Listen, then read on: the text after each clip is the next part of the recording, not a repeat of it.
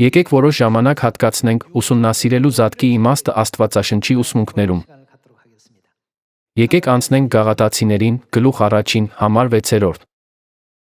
Զարմանում եմ, թե ինչպես եք այդպես արագ հեռանում նրանից, ով ձեզ Քրիստոսի շնորհի մեջ կանչեց, դեպի ուրիշ ավետարան դառնում։ Սակայն ուրիշը չկա, այլ միայն կան ոմանք, որ ձեզ խռովեցնում են ուզում են Քրիստոսի ավետարանը փոխել։ Թույլատրելի է Քրիստոսի ավետարանը փոփոխել, թե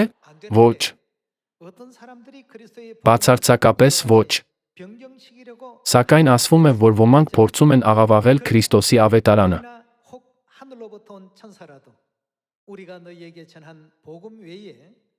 Հատված 8։ Բայց եթե մենք կամ երկնքից մի հրեշտակ նրանից տարբեր բան ավետարանի, քան մենք ձեզ ավետարանեցինք, նզովյալ լինի։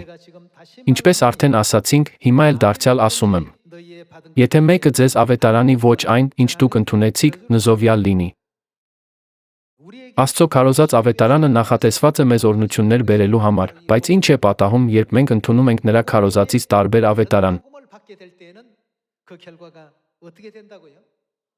Նզովյալ լինի արտահայտությունը նշանակում է դժոխքում հավերժական պատժի ենթարկվել։ Ապա այս խոսքերը տրվել են, իբր գոյություն չունեցող դժոխքի գաղափարով վախ սերմանելու համար։ Քանի որ իսկապես կա այդպիսի ճանապարհ, Աստված մեծ նպատակ ունի իր զավակներին դեպի երկինք առաջնորդելու, ոչ թե դժոխք։ Ուստի նա մեզ հորդորում է Գաղատացիներին գլուխ 1, համար 6. Ուրիշ ավետարան չկա։ Մի հետեք որը այլ ավետարանի։ Հաստատուն մնացեք միայն այն ավետարանում, որն Աստված մեզ ավանդել է։ Մեր օրերում շատ եկեղեցիներ հաճախ են օգտագործում ավետարան եզրույթը, բայց երբ նրանց հարցնում են. իսկ ինչ է ավետարանն իրականում, խնդրում եմ, մանրամասն բացատրեք, նրանք բավականին շփոթվում են։ Պատճառն այն է, որ իրենք էլ չեն կարողացել հստակ ձակերպել ավետարանի կոնկրետ հայեցակարգը։ Բայց միթե Աստվածաշնչում չկա որևէ բան, որը թույլ կտա մեզ մանրամասն հասկանալ ավետարանը։ Քանի որ բոլոր պատասխաններն Աստվածաշնչում են, մենք պետք է դրանք փնտրենք հենց այնտեղ։ Եկեք անդրադառնանք Կողոսացիներին ուղված թղթի 1 գլխին։ 21-րդ համարում գրված է. Եվ ձեզ էլ, որ մի ժամանակ օտարացած էիք ու թշնամի ձեր մտադրությունը ցույց տվող չար գործերով, հիմա որպես մարդ իր մարմնով մեռնելով հաշտեցրեց, որպեսզի ձեզ սուրբ, անբիծ ու անմեղադրելի ներկայացնի նրա առաջ։ Որպեսզի հավատի մեջ հիմնավոր ու հաստատուն մնաք, առանց կտրվելու ավետարանի հույսից, որ լսեցիք, որ երկնքի տակ եղող բոլոր արարածներին քարոզվեց, որին ես Պողոսս սպասավոր դարձա։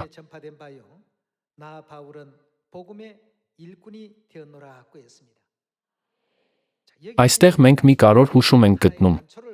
Ինչ արեց Պողոսը։ Ով էր ջանասիրաբար քարոզում Հիսուսին, նոր ուխտը, շաբաթ օրը, զատիկը Աստծո կամքը։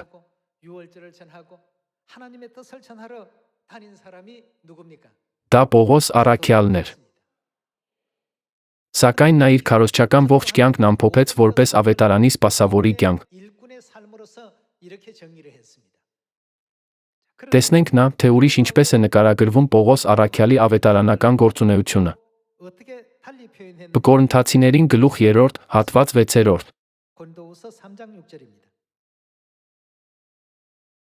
Որը մեզ ընդունակ դարձրեց։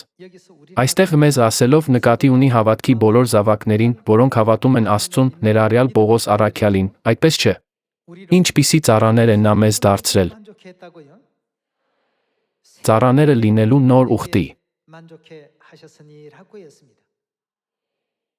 Այն մեզ նկարագրում է որպես նոր ուխտի սպասավորներ, ավետարանի գործը կատարելիս։ Կողոսացիներին գլուխ 1-ի, Կորինթացիներին գլուխ 3-ի միջոցով ցույց է տրվում, որ Պողոս առաքյալը, կատարելով նույն գործը, մեկ անգամ կոչվում է ավետարանի մշակ, իսկ մյուս անգամ նոր ուխտի սպասավոր։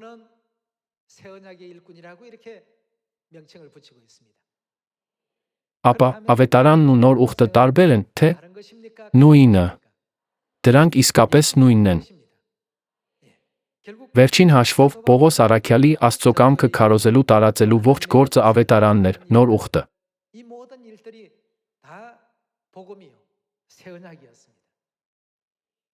Նա քարոզում էր նոր ուխտը։ Ուրեմն կարող ենք ավետարանը սահմանել որպես նոր ուխտ, այնպես չէ՞։